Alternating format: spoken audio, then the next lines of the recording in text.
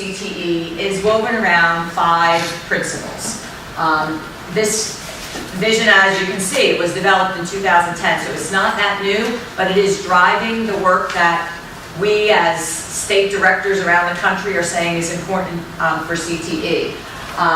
It's really talking about the fact that when we talk about CTE, we're talking about preparing our students to be college and career ready.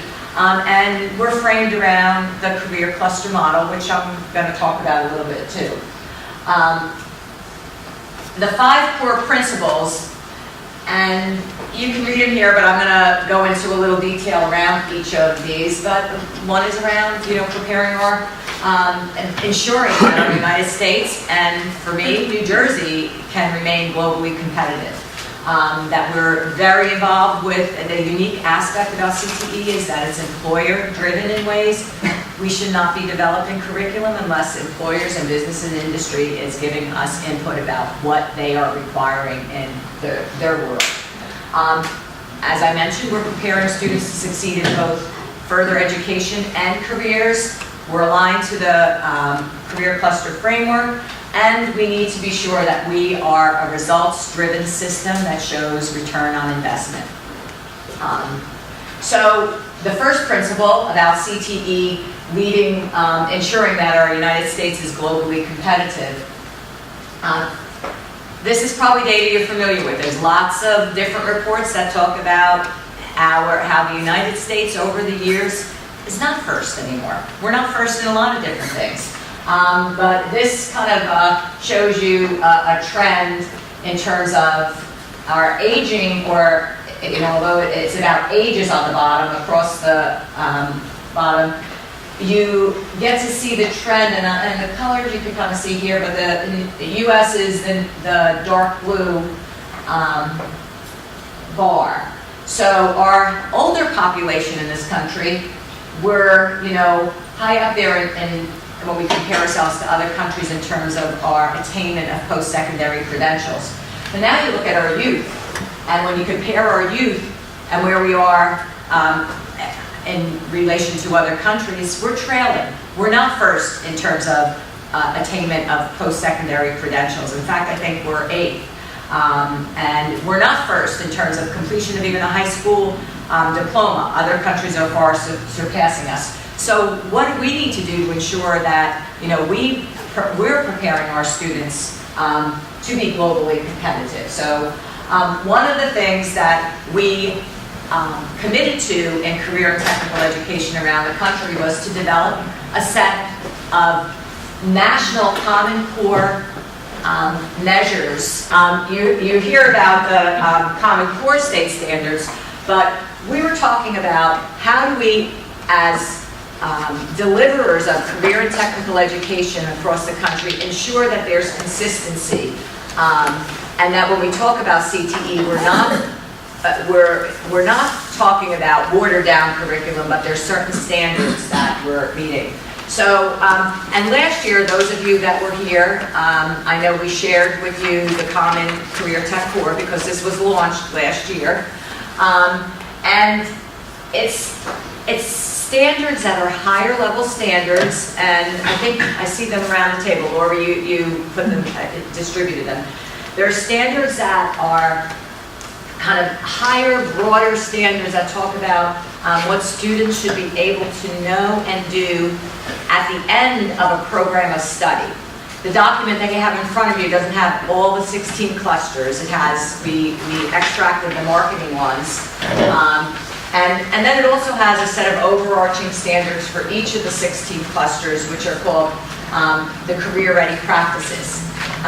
Similar to those math practices that are in the Common Core, these are a set of practices that are, for all students, whether you're in a CTE program or not, and they're developmental, that you never stop needing to be career ready.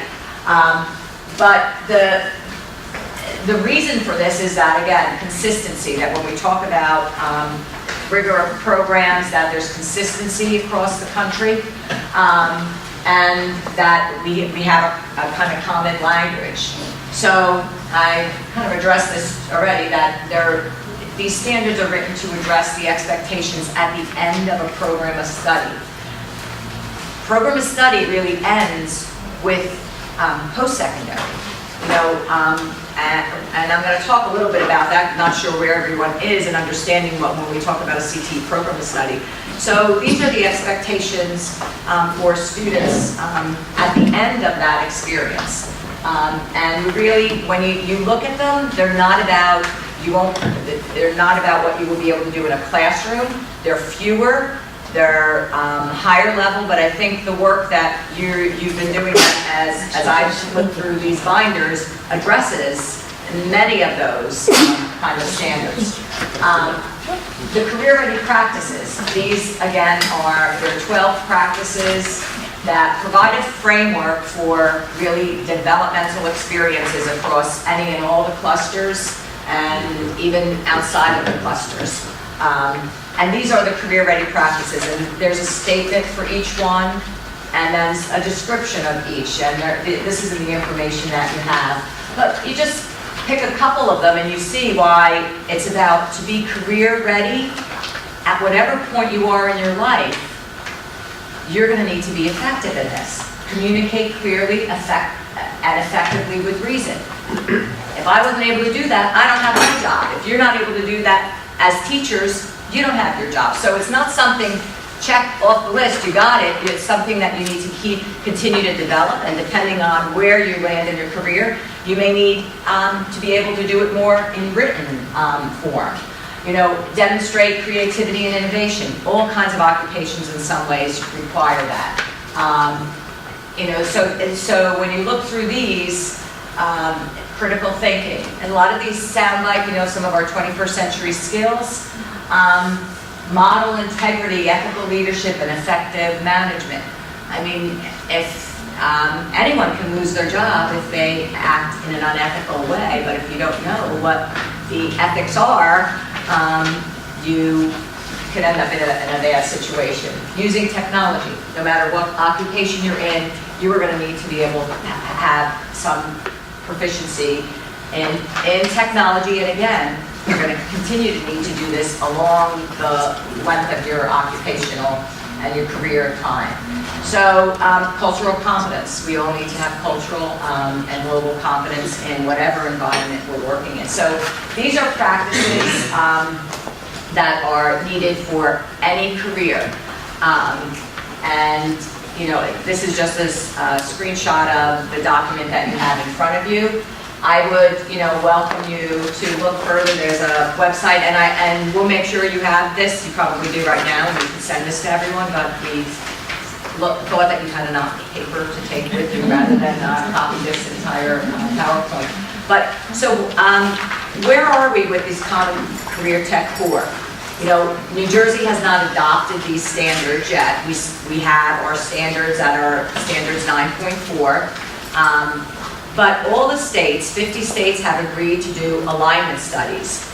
The studies are going to be kind of released in October, and it's really going to show on a state-by-state basis where our current standards are compared to these new standards. Are there huge gaps? If there are, you know, what can a state do to raise the rigor of some of their standards? Some states don't have CTE standards.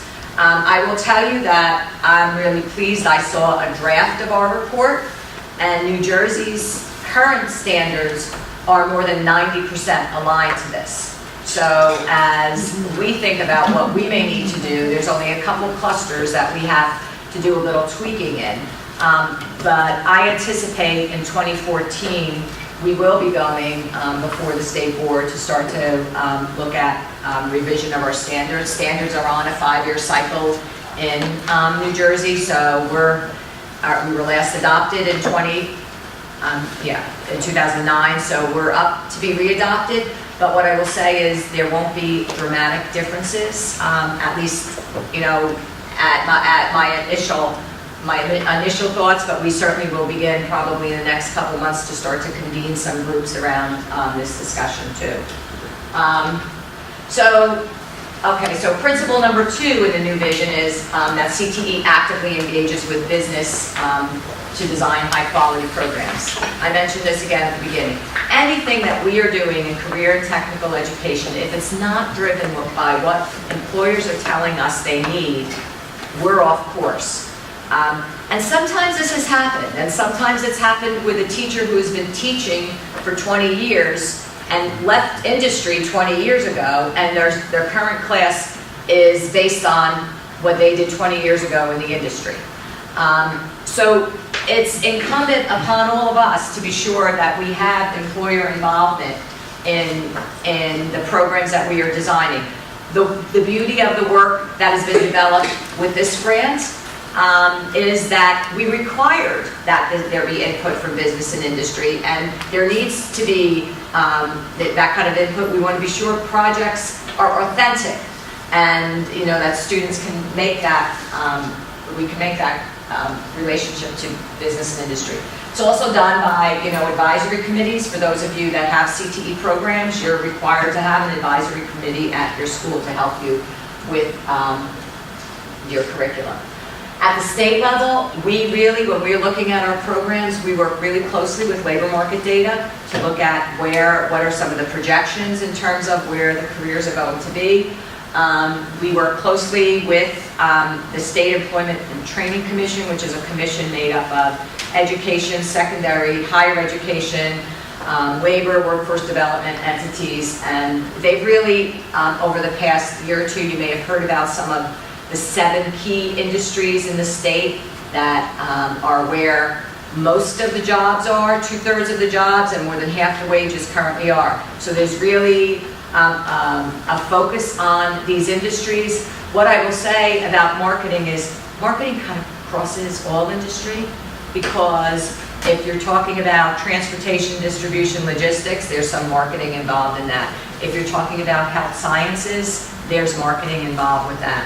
So there's not an industry cluster that's called marketing, although there's a career cluster called marketing. When labor market folks are looking at the data, there's not a lens really that they can clearly look at marketing as an industry.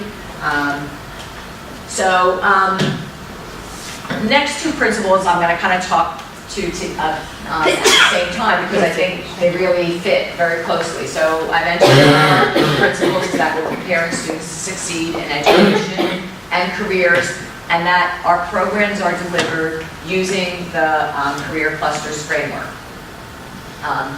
In New Jersey, and we have secondary and post-secondary programs, but for this discussion, I wanted to kind of give you some of our data. This is our 2012 data. We haven't yet gotten all our data for 2013, but we had close to 100,000 students in the state who participate in career and technical education programs.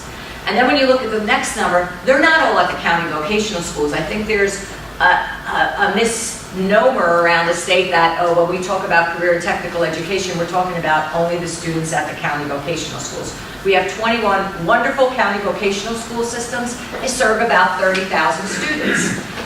But in our comprehensive high schools, we also have programs. And a lot of those programs are business programs, kind of marketing, arts AV programs. And as you see, over 60,000 students are in those programs. And I think most of you represent that. I know we have a few of our county vocational schools here.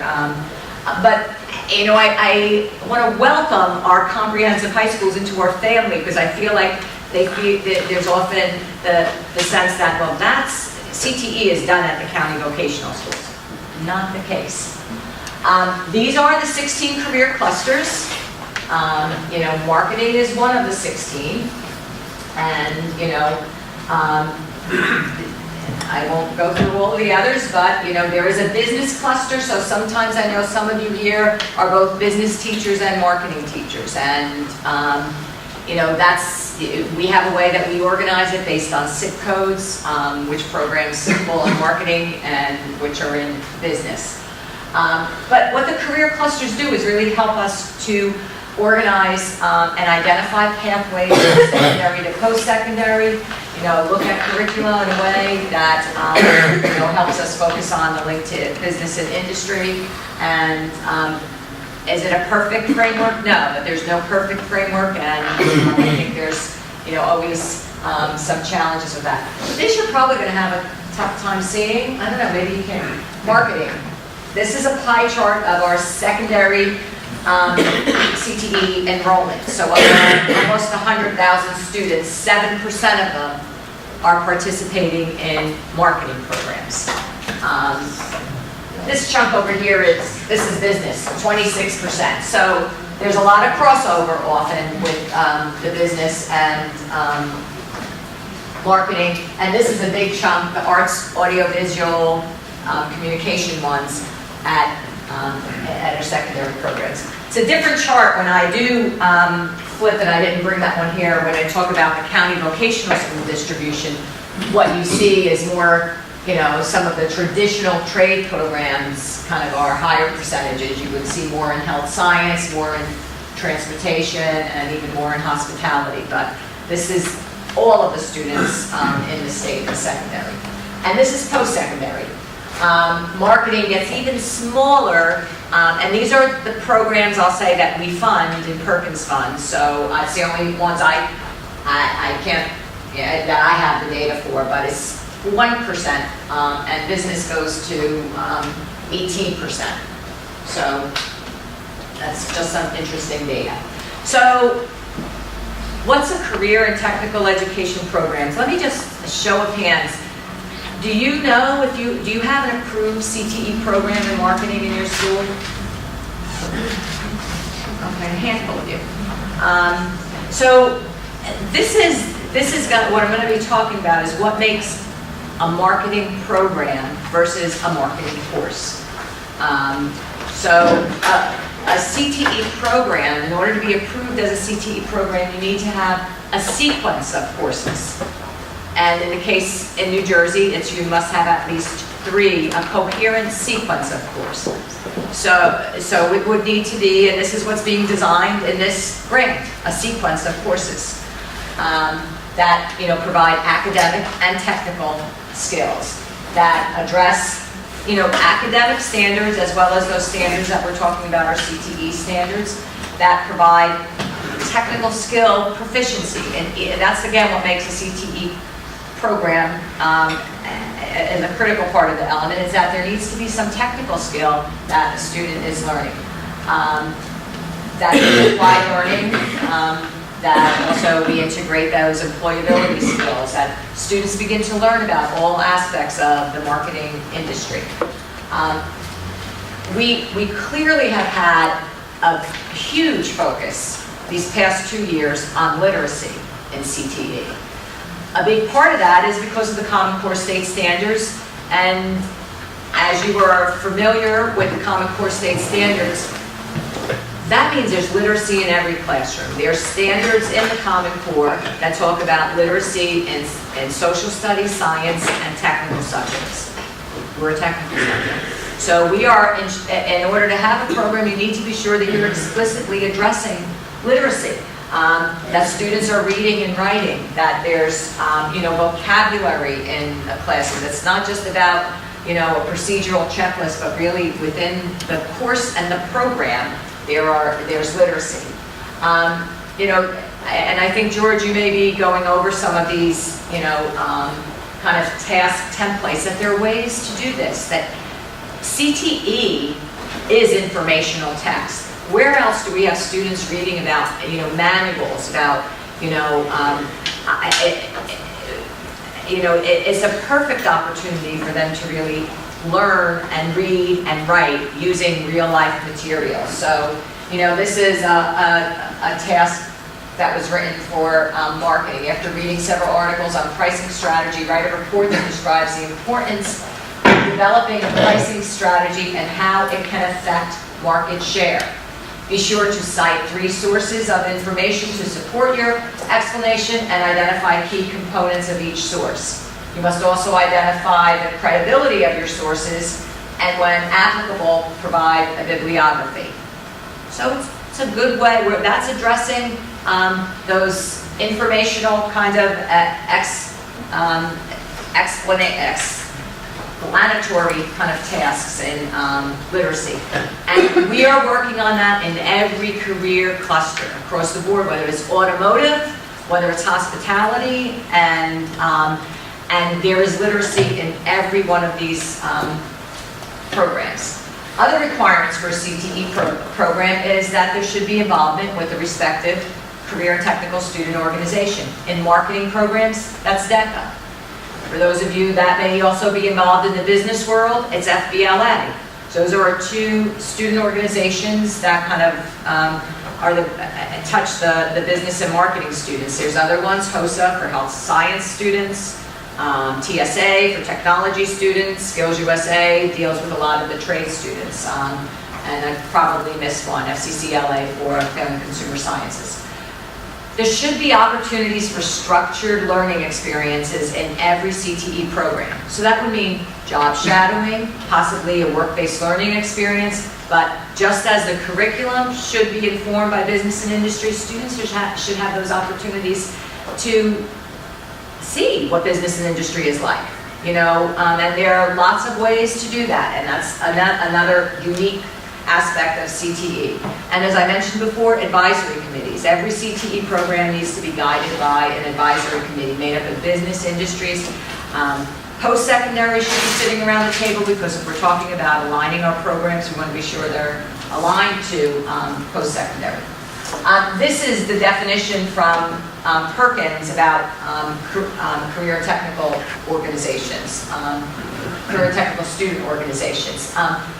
They are endorsed by the U.S. Department of Ed.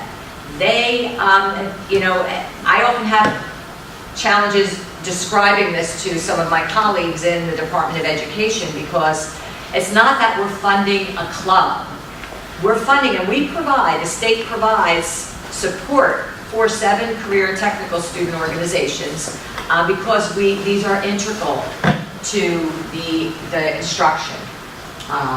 And DECA, it's co-curricula. It's not that students go to a club after school. That's not the intent. It may be what's practiced in many schools, but the DECA, their leadership events, their competitive events should be integrated into the curriculum. The students should have those opportunities to compete. Do you have a question? Yes. Since there's Perkins funding involved in this and the CTE program, what's if there's a policy, if schools are starting to charge activity fees, a lot of schools, because of budgetary cuts, are charging activity fees for athletic participation. Now some schools are considering charging activity fees to be involved in the DECA. Is that? Well, there are local, there are membership fees that are charged anyway right now. Sometimes schools do fundraising for that. Schools support it at various levels. But because it's a co-curricular club like DECA, is that supposed to be something, and if there's Perkins funds involved, does that impact whether or not a school can charge?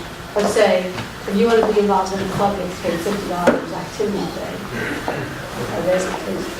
There's no state, there's no state policy or regulation around that. That's, I would say, really a local board's decision, just as as you mentioned, athletics, and there's, Perkins dollars cannot be used for a lot of support for this, because also in the student organizations there are membership fees, and students raise money to go to the competitive events. There are fees that are charged for participating, when they go to the DECA state conference. When I say we support it, the grant minimally supports, kind of a position so that this can be facilitated around the state. But locals, the feedback we've been getting from a lot of our local advisors and administrators is how do we minimize some of the costs, because in these times of crunched budgets,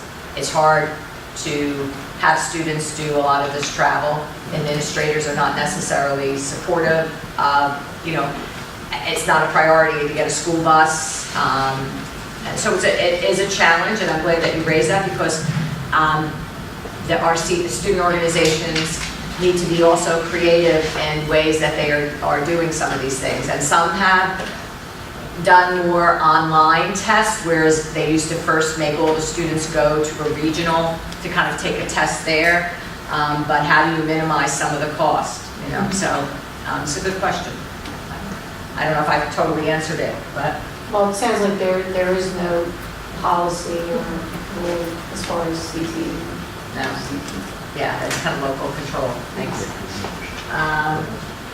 But there, you know, the last bullet here just talks about the National Research Center on Career and Technical Education really saw through one of the studies they were performed that the involvement in the career and technical student organizations really raised students' aspirations. It really provides them with that opportunity to connect again with business and industry, get leadership development, and you know, it's one of the things that if you're looking to get your program improved, you know, it is one of the aspects that we would look at and for improving it. The other part, you know, there's programs, and then there's the term program of study, which you've heard me talk about. And this was a new requirement in Perkins. This last Perkins legislation required that every recipient of Perkins dollars would need to have at least one program of study. So that meant that you needed, your program at your schools, if you have 4 programs, at least one of them needed to connect with post-secondary, that you would need to develop an articulation agreement that would help that student earn college credit while in high school. And that's, again, part of this work that we're doing. You know, we've had these CTEP grants that were developed 3 and 4 years ago to kind of help develop some models for us so that every district wouldn't need to do the same thing. You know, the work that Till and this group has been doing is that when we get to that 3rd course, we are hoping that it will be a course that we can, you know, that some institutions of higher ed are saying, yes, we'll accept that course as college credit. We have a lot of challenges in New Jersey around this. Really, the independence of our institutions of higher ed, even our, you know, community colleges. We have 19 community colleges, and they function under a term that is called coordinated autonomy. So just because if, let's say, Middlesex County College looked at this curriculum and said, this makes sense, our marketing program, this last course is just like our 101 marketing, we will, you know, say we'll develop an articulation agreement. If your student goes and crosses down to Mercer County College, Mercer County may say, no, we need to develop that ourselves. And it's been a huge challenge for us in this state. I mean, and I have sat around the table with college presidents, and, you know, it's a huge hurdle to jump. Other states that are making a lot more progress with this, you know, have chancellors of higher ed and a lot more statewide agreements. We do not have that in New Jersey. It's a college by college kind of arrangement. Some of the work that we've been doing, we're trying to at least get more colleges involved, but it's been a struggle. So the program of study also has to kind of support these 10 elements. I'm not going to go over, yeah. With the articulation agreement, does it have to be with the 3rd course? It needs to be with, what else would it could also be with, in some cases, some colleges are saying it's a completion of 3 courses. So a college may say, that 3rd course is not everything, but we can see, we look at what they did in the 1st, 2nd, and 3rd course, and every articulation varies. It may say, if a student completes these 3 courses, takes our assessment, and passes with 70%, we'll grant them 3 credits. You know, and some, it really depends. You know, and some are one-to-one kind of dual course, you know. Sometimes some of them are that the student comes to the college and they actually take that course at a college. Sometimes it's a teacher at the local level that may be certified by that college and be able to take, teach that course at the high school and the college grants credit. And then I know another question is, well, who pays for all this thing? And that also depends. It depends on the agreement with the college. Some of the colleges actually almost have no tuition that's charged for a student. Some reduce their tuition. Some high schools will pay part of the tuition. It kind of all depends. So that's one of the challenges that we have. But these are like the components of a rigorous program of study. And, I've talked about a lot of these, but I think I'll emphasize that two of the things in having a program of study is professional development, which is part of what you're taking place in right now, and the teaching and learning. That this really requires kind of a shift in some of the way that we have taught in the past. And that's part of why you're here too, is to really say, let's look at this and how do we rethink and reframe some of the ways that we've been teaching from the past. So we have been reapproving programs. When this last Perkins came in, we started a whole 5-year reapproval cycle. In the 16 clusters, we assigned 3 clusters each year. These are some of the things that we've been looking at when we've been reapproving programs. Are they integrating the academics? Do they have college and career readiness standards? Are these really addressing, is a program addressing really high skill, high wage, high demand careers, or is it preparing a student for nothing? If it's preparing a student for nothing, and we worked with districts and saying you need to raise the rigor, you need to look at the sequence of courses, we, in many cases, had to eliminate programs. Over the course of the past 5 years, we started program reapproval in 2008. We had about 2,300 approved programs in the state across the 16 clusters. We have now about 1,300. So some of them were eliminated, but some were also really not operating because there was never a process in the past to really ask someone to revisit a program. It was once approved, kind of always approved. But this is the cycle.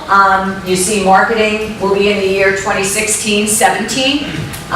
We had our first round, I guess, a year and a half ago. With marketing, there probably are still, if any of you submitted an application, I know that there's still some that have not totally been approved, because what happens if they don't meet standards in some way, or one of our staff works with the school to kind of say, this is what you're going to need to do. And sometimes that process takes a long time. And just to give you a sense, in 2008, we had no programs of study. But you see the growth from 2010, 61 programs, to our last year data, 264 programs of study. This is across all 16 clusters. So this means we have, a number of programs that now students are earning college credit in. This is where marketing stands in that. We have 111 approved marketing programs in the state. 14 of them are programs of study. What does that mean in terms of where you stand? I mean, I would say that we need to ratchet up some of the work that we're doing. In our health science cluster, we have over 40% of our programs are programs of study.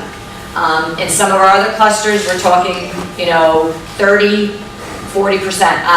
Unfortunately, if I put up the 16 clusters, I think you would be in the bottom 4 in terms of percentage of your programs that have programs of study.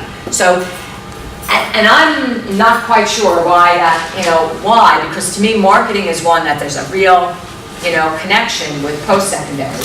But, when I pulled that post-secondary pie up, remember there weren't that many post-secondary marketing programs, so that may be some of our challenge. But it's one that, I know this group, TIL, has been working on, and one that we really hope we can improve as well. Some of the other things in our other clusters that we have been working on to do similar kind of things in terms of developing programs of study. This has been our focus. Let me just tell you, in all of our 16 clusters, when we're working on developing programs of study, we are working on looking at curriculum that is project-based and authentic. Now that's what you're sampling here in the next, today, and those of you that were here yesterday in terms of piloting the program. We're looking at it, is driven by business and industry. They're telling us what the standards are in ways, and expectations. We have had secondary folks on board to look at the academics to ensure that are these rigorous enough in terms of language arts standards, math standards if there are math standards involved, and then post-secondary, having post-secondary folks reflect on this to say, is this preparing students for the expectations in post-secondary? And then of course the professional development that's really needed to move these programs of study forward. This is an example of, in our STEM cluster, the College of New Jersey had been the leader. They just completed a 4-year grant, or will be completing at the end of this month. And they developed 4 courses. It's kind of a pre-engineering curriculum, and have been piloting it. But the courses, are listed up there. High school students will graduate with college credit that will be able to be applied to a number of county colleges and the College of New Jersey. So this is a model in one of our areas. We've also been working on a green program of study, have had 6 pilot schools in this, developing curriculum in construction, design, and engineering, and in energy. And again, they're in there, we have another year. This year we're really working with them on what courses are going to articulate to post-secondary. For those of you, and those may have agriculture programs in your school, this has been another robust program of study. National work has been done in developing courses. We have 17 high schools involved with this work, and Rutgers has been very involved. But you see a sequence of courses that students are taking, project-based learning, inquiry-based, and really, in agriculture especially, addressing a lot of science standards as well. Health science. Health science, I will say, is our star in the state, partly because there's a lot of infrastructure that was built years ago. We started a partnership with UMDNJ, now Rutgers, in 1994 and had 12 students. But over the course of, they were involved with Tech Prep when Tech Prep was around. But this past year, we had nearly 2,500 students enrolled in programs. Over 1,000 of them are earning college credit.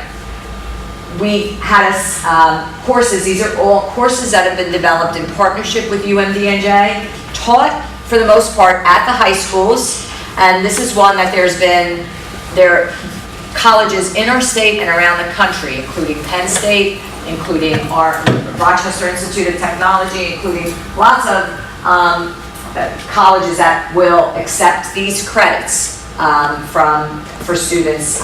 Some of our programs actually that have allied health academies. Anyone here from Union County Voc? Your allied health academy. Somerset's, if Somerset's here, as well as Mercer County Vocational School. Now, their students in many cases are graduating with their associate's degree before their high school diploma, because they're getting 26, 30 credits that are being articulated. I mean, this is not that this program sometimes scares the colleges, because then they think we're going to do all their work at the high school, and then where are they going to get their students from? This is kind of an exception, but really a program that has gotten a lot of good feedback. We're involved in another multi-state project with SREB, and we're working on 2 programs, one in global logistics, one in entrepreneurship. I think there's some crossover in some of the entrepreneurship stuff that we're doing, with some of the marketing too. But this is where there's a real structured way and process of developing a series of 4 courses, and really embedding the academics explicitly in these. And again, the goal is that at the end, courses would have credit that's articulated to colleges. these are the other states that are also involved with this. The unique thing for New Jersey is because we're one of the founding states, we'll also have access to this curriculum free of charge. So it's this project unfolds in a couple years, we will have a lot more opportunities for programs of study.